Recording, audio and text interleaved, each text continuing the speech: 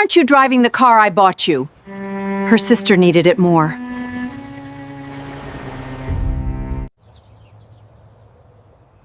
You told me she agreed. Did she agree? Yes or no? I'm calling my lawyer. Tell her you're okay with this. I don't have a car. I'm not okay with this. The rideshare pulled up to my grandmother's house on a Sunday afternoon, and I stepped out in my best dress, birthday balloons still tied to my wrist from the morning. Grandma was standing on the porch. She looked at the car pulling away. Then she looked at me, then back at the empty driveway. "Why aren't you driving the car we bought you?" I felt the world tilt sideways, the car they bought me.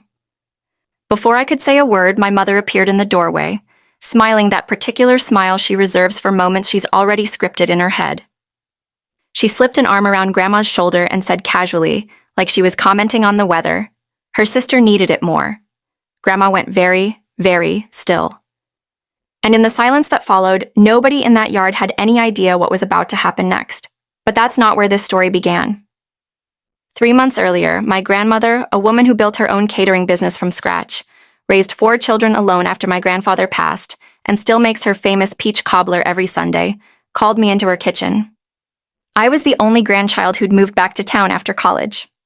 The only one who drove her to chemotherapy for 8 months without being asked.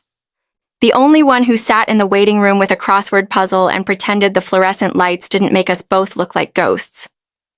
She poured 2 glasses of sweet tea and slid an envelope across the table.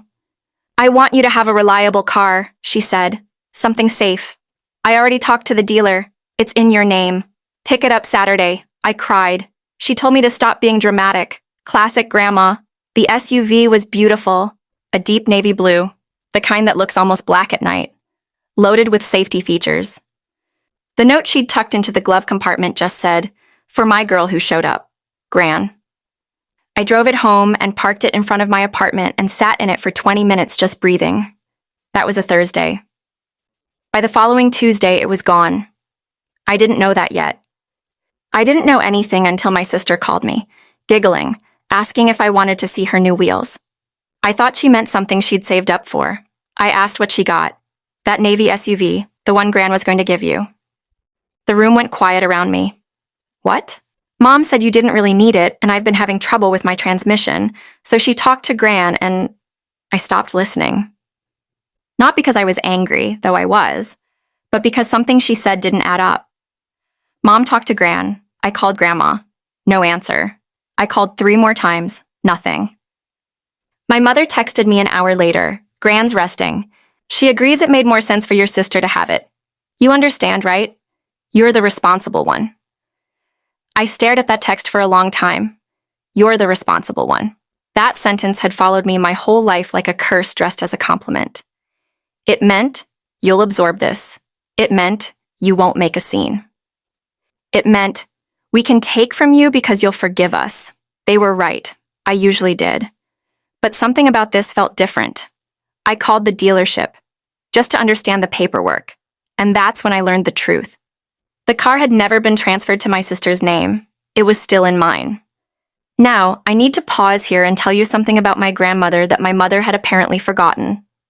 Grandma didn't get through 40 years of running her own business by being naive.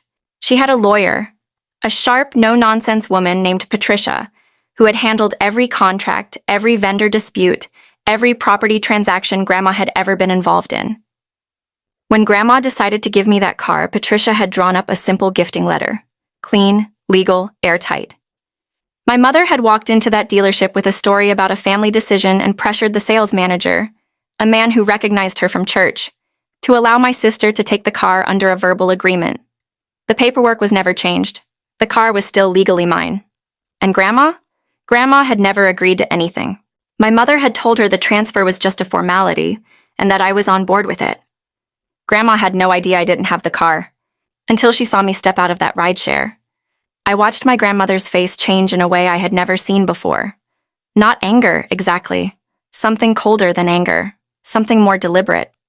She turned to my mother slowly. "You told me she agreed." My mother's smile flickered. Well, she understood that her sister... Did she agree, yes or no? The porch was very quiet. My aunt had come out of the house now. My uncle was visible through the screen door.